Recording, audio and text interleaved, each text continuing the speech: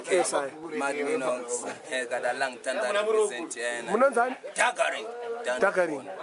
Oh, one upon the beauty, respect me elder.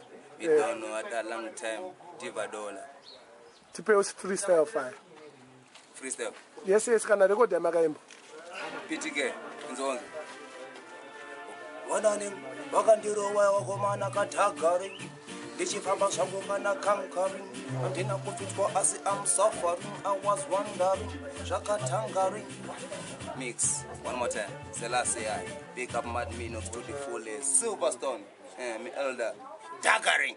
Thunderphone. No gonna go fine. Mbare one Sanyanga. Oh, Magatanga Mbare. A long time. Titaurire azvichikisi. Dara mfana nchiromboziya stage 2 guitar njirwani guitar pepe wandidebere Minox. Aiwa, ini ausitaurira inini kandoziziya utaurira mafanza. Tikati ichiko mdara. Nchatomboziya ndiri grade 3 nchazoti mnani. Andiitika. Nchatomboziya. Chikolo chimba a e i o. Maiziya. Taiona moto kumarai. Daggering. Thunderphone. Chimomoresa kamashamwari dzako. Varikunze kwenyika kana onawo. Chikwaziya. Me don't have no one out. My friends are in Zimbabwe. Vamoresi. We respect Zimbabwe people, all of them, especially Zimdancehall people. We are upon the touch line. Zimdancehall awards are going to manage.